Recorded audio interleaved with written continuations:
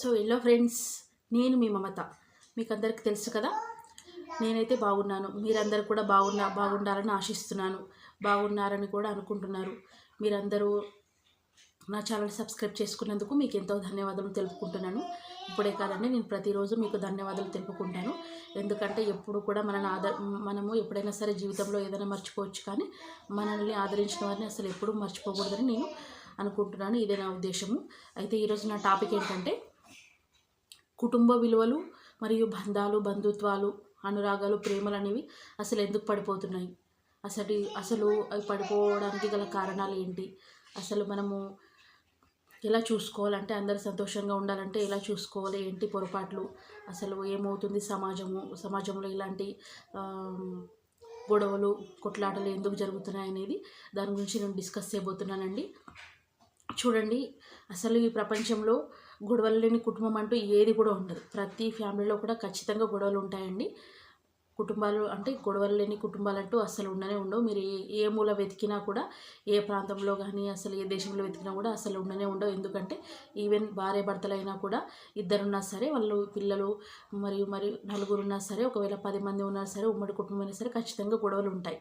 కానీ వాటిని మనము కూర్చొని మాట్లాడుకోవాలి, కానీ వాటిని పెద్ద ఇష్యూ చేసుకోవడం అనేది చాలా తప్పండి, చాలా తప్పు. ఎందుకంటే ఏదైనా సరే కూర్చొని మాట్లాడుకుంటుంటే ఏమవుతుందంటే, అసలు వాళ్ళ మనసులో ఏముంది, అసలు తప్పు ఎవరి వైపు నుంచి జరుగుతుంది, మన తప్పు జరుగుతుందా లేకపోతే వాళ్ళ తప్పు జరుగుతుందా, ఒకవేళ తప్పు జరిగితే ఎలా క్షమించాలి, తప్పు జరగకుండా చూసుకోవాల్సిన పనులు ఏంటి అనేవి మనకు అర్థమవుతాయండి.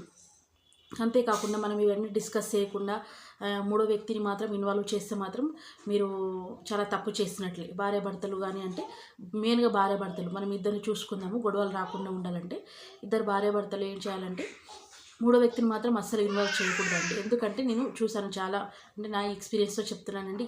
ఎంత గొడవలు కానివ్వండి, ఎంత పెద్ద గొడవలు కానివ్వండి, కాలం అనేది ఖచ్చితంగా వాటిని మాన్పేస్తుందండి. కాలానికి అంత పవర్ ఖచ్చితంగా ఉంటుంది. సో మీరు గొడవ అవుతుంది కదా, ఇది ఏమవుతుంది అని ఆలోచించాల్సిన అవసరం లేదు. మీరు కొద్ది కాలం ఊరికే, అంటే కొంచెం ఓర్పుతో సహనంగా ఉండడానికి ప్రయత్నించండి. గొడవలు జరుగుతుంటే అంటే మూడో వ్యక్తిని ఇన్వాల్వ్ చేయడం, మళ్ళీ 4వ వ్యక్తిని ఇన్వాల్వ్ చేయడం, బయట అందరినీ తీసుకొని రావడము, బంధువులను ఎంటేసుకొని రావడము, తర్వాత టీవీ ఛానల్స్ వాళ్ళకి చూపించడం, ఇవన్నీ చేయడం వల్ల ఏమవుతుందంటే మన పరువు మనమే తీసుకున్న వాళ్ళం అవుతాం. సో మన పరువు మనం తీసుకోవడం అనేది చాలా ప్రమాదకరమైనది. సో ఇవన్నీ ఏంటంటే ఫ్యామిలీలో ఖచ్చితంగా ఉంటాయి గొడవలు. సో భార్యాభర్తలు అనేవాళ్ళు ఏం చేయాలంటే కూర్చొని మాట్లాడుకోవాలన్నట్టు. ఎంత పెద్ద సమస్య అయినా సరే వాళ్ళు కూర్చొని మాట్లాడుకుంటే దానికి పరిష్కారం దొరుకుతుందండి. సో చాలా సమస్యలు ఏంటంటే వాళ్ళు మాట్లాడకపోవడం వల్ల, అంటే వాళ్ళిద్దరికి టైం ఉండకపోవడము, తర్వాత ఎవరి పనుల్లో వాళ్ళు బిజీగా ఉండడము, తర్వాత ఏంటంటే నువ్వు సంపాదిస్తున్నావు ఎక్కువ, నేను సంపాదిస్తున్నాను ఎక్కువ, నాకు ఎక్కువ తెలివితేటలు ఉన్నాయి, నీకు ఎక్కువ తెలివితేటలు ఉన్నాయని ఇట్లా మాట్లాడుకోవడం వల్లనే చాలా గొడవలు వస్తుంటాయి. ఎవరైనా సరే అండి, మన కుటుంబంలో చాలా వరకు అమ్మాయిలే తగ్గి ఉండడం చాలా మంచిది. ఎందుకంటే ఏంటంటే మనము ఎటు తిరిగినా చిన్న మనల్ని అంటారు. చూడండి, ఎటు పోయినా మనల్ని ఆఖరికి అంటారు. ఏంటంటే మీకు అంటే ఆ మాట పడ్డప్పుడే అర్థమవుతుందండి. మనం చెప్పలేము. సమాజంలో ఎటుపోయినా కూడా మాట మనపైకి వస్తుంది. కాబట్టి ఎంత పెద్ద సమస్యనైనా సరే సహనంతో అమ్మాయిలు ఎదుర్కోవడానికి ప్రయత్నించాలండి. సో నేనైతే నా ఎక్స్పీరియన్స్తో చెప్తున్నాను. ఎందుకంటే కాలానికి ఖచ్చితంగా ఈ పవర్ ఉంటుంది. మీరు అంటే ఏం చేయదు అసలు. ఏంటంటే ఏదైనా చేస్తేనే గొడవలు అవుతాయి. అంటే మాట్లాడడం కానీ, పిచ్చిగా బిహేవ్ చేయడం కానీ, వాళ్ళకి చెప్పడం వీళ్ళకి చెప్పడము, అవి ఇవి అని చేయదు. అంటే సమస్య చాలా తీవ్రంగా ఉంది అంటే ఉంటాయి సిచ్యువేషన్స్. ఎట్లా ఉంటాయి, కొన్ని నార్మల్గా ఉంటాయి, కొన్ని ఏంటంటే సిచ్యువేషన్స్ ఎలా ఉంటాయి, కొన్ని నార్మల్గా ఉంటాయి, కొన్ని మనం సాల్వ్ చేసుకోగలిగేటట్లు ఉంటాయి, కొన్ని ఏంటంటే చాలా మనం సాల్వ్ చేయలేము. పరిస్థితి చాలా విపరీతంగా, అంటే చాలా అన్కండిషనల్గా ఉంది అన్నప్పుడు మాత్రమే అది వేరే వాళ్ళ చేతిలోకి తీసుకెళ్ళాలి. కానీ అప్పటిదాకా మనం ఊరికే ఉండాలండి. అంటే చిన్నదానికి ఎక్కువ ఆలోచించడము, వాటి గురించి ఎక్కువ ఆలోచించి మరి మైండ్ ఖరాబ్ చేసుకోవడం, ఇలాంటివన్నీ అసలు చేయకూడదండి. సో సమస్య ఎలా ఉందనేది దాని తీవ్రతను బట్టి మనం ఆలోచించాలి. సో చాలా వరకు బయటకు తీసుకెళ్ళకపోవడము మంచిదండి. ఎందుకంటే బయట వాళ్ళు కూడా మనం నమ్మడం చాలా తప్పేనండి. ఎందుకంటే బయట మన సమస్యలు మనమే సాల్వ్ చేసుకోలేనప్పుడు బయట వాళ్ళు వచ్చి మన దగ్గర ఎందుకు చేస్తారండి, ఏం చేస్తారు? మన సమస్యలను పోలీసులకి చెప్పుకోవడము, తర్వాత పోలీసులకు చెప్పుకుంటే వాళ్ళైనా వచ్చి ఏం చేస్తారండి? మన కుటుంబము, మన విలువలు, మన బంధుత్వాలను మనకే సొంతం కదండి. ఈ ప్రపంచంలో ఎవరు ఉంటారు? మన వాళ్ళు తప్ప మనకి ఇంకెవరు ఉండరు. రక్త సంబంధాలు, తర్వాత మన అనురాగాలు, సంతోషాలు కానీ మన వాళ్ళతోనే ముడిపడి ఉంటాయి. అంటే రోడ్డు పైన వెళ్ళి తర్వాత మనం ఎవరంటే వాళ్ళని వెళ్ళి మన బంధువులు కానీ నువ్వు నాకు తెలిసిన వాడు అని అనగలమా అండి? అనలేం కదా. సో ఎవరంటే వాళ్ళని మన వాళ్ళని అనుకోలేము. మనకంటూ కొంతమంది ఉంటారు, దేవుడిచ్చిన వాళ్ళు ఉంటారు. మన తల్లిదండ్రులు కానీ, అత్తమామలు కానీ, అక్క చెల్లెలు కానీ, అన్నదమ్ములు కానీ, బావలు కానీ, తర్వాత వదిన మరదళ్ళు కానీ, మన మామయ్యలు కానీ ఎంతోమంది ఉంటారు. వాళ్ళ ఏంటంటే చిన్న చిన్న గొడవలు అనేది ఖచ్చితంగా జరుగుతూ ఉంటాయండి.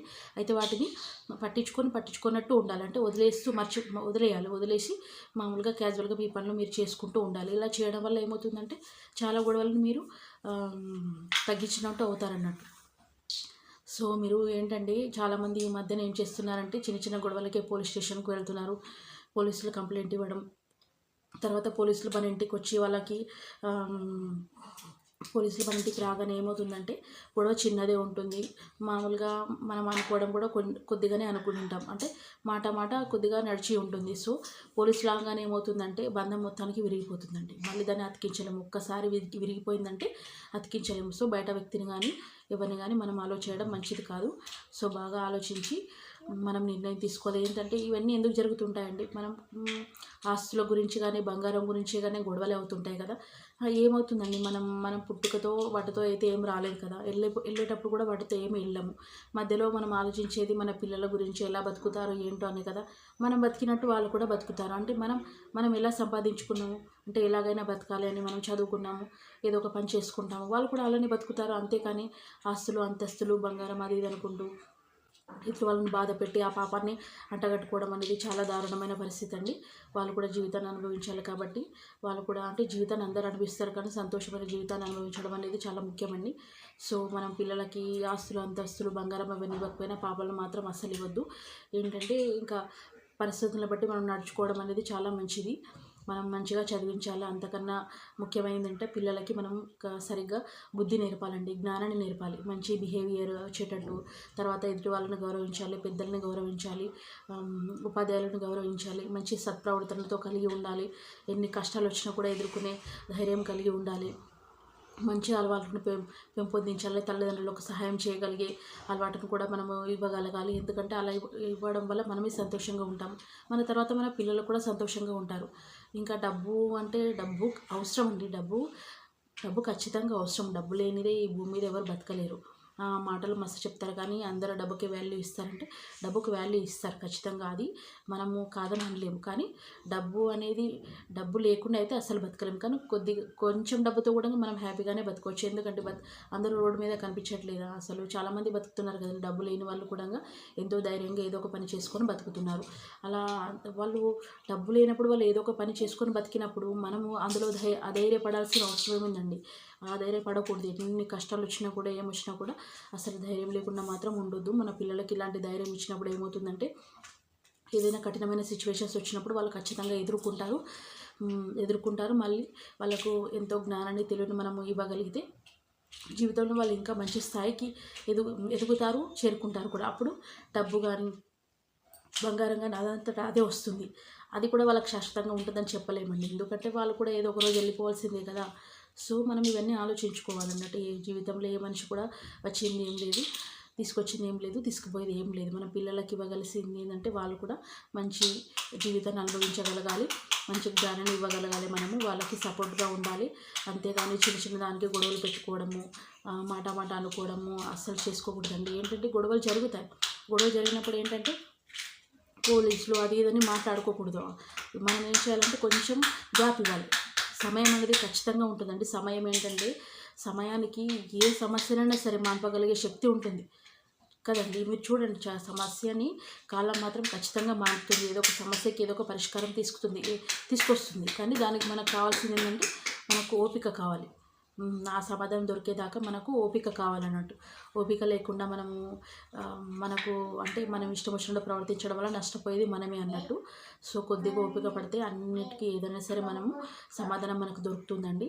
సో మనము జీవితంలో ఏంటంటే మనము ఎప్పుడైనా సరే మనకి ఏమైనా జరుగుతుందంటే మనం ఎదుటి వాళ్ళని బాధ పెట్టకుండా ఉండాలి అన్నట్టు. జీవితంలో మనం చేయాల్సిన పని మనము ఎప్పుడు కూడా ఎవరిని బాధ పెట్టకూడదండి. అసలు ఏం చేసినా కూడా అంటే వాళ్ళు బాధ పెట్టి ఉండొచ్చు, కానీ మనం సైలెంట్గా వెళ్ళిపోయి మన పని మనం చేసుకోవడము చాలా ముఖ్యం. ఎందుకంటే కొన్నిసార్లు వాళ్ళ చేతిలో కూడా ఏముండదు, మనం మన తలరాత అనుకోవాలి. అది మాట పడాల్సి వచ్చినప్పుడు మాట పడాలి. మాట పడినందుకు కూడా మీరు బాధపడకూడదు. ఎందుకంటే మీరు కొత్త కొత్త విషయాలను తెలుసుకుంటారు దానివల్ల.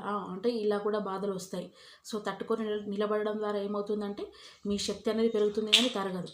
సో ఎన్ని కష్టాలు వచ్చినా కూడా మీరు తట్టుకొని ముందుకు నడిచే వాళ్ళు ఏమవుతారంటే ఇంకా ఎదుగుతారు, కానీ ఎప్పుడు కూడా కింద పడిపోరు. సో అది గుర్తుపెట్టుకోండి. మనం పిల్లలకు కూడా నేర్పవలసింది ఇదే. మంచి చదువునివ్వాలి, జ్ఞానాన్నివ్వాలి, బుద్ధినివ్వాలి. వాళ్ళంతకు వాళ్ళు ఎప్పుడు కూడా సమాజానికి చెడు చేయకూడదు. మనం పిల్లలు మంచి చేయగలిగేలా తీర్చిదిద్దాలి, కానీ ముందు సమాజంలో ఏంటంటే చెడు చేయకుండా చాలా వరకు ఆపితే ఏంటంటే మనం మన సమాజం అనేది చాలా బాగుంటుంది. ఆ వైపున గురించి కూడా మనం ఆలోచించుకోవాలి. సో బంధాలు, బంధుత్వాలు, అనురాగాలు, ఆప్యాయతలు అన్నీ అవసరమని నేను అనుకుంటున్నానండి. సో మీరు కూడా చిన్న చిన్న దానికి అసలు అనుకోకుండా అందరూ సంతోషంగా ఉండాలని కోరుకుంటున్నాను. ఒకవేళ నేను ఇప్పుడు చెప్పిన దాంట్లో ఏమైనా తప్పులు ఉంటే క్షమించండి. ఒకవేళ మీరు ఏమైనా చెప్పాలనుకుంటే నాకు కామెంట్ సెక్షన్లో కామెంట్ చేయండి. నేను బాగుండాలని కోరుకుంటున్నాను, మీరందరూ కూడా బాగుండాలని కోరుకుంటున్నాను. Okay friends, thank you so much. Bye.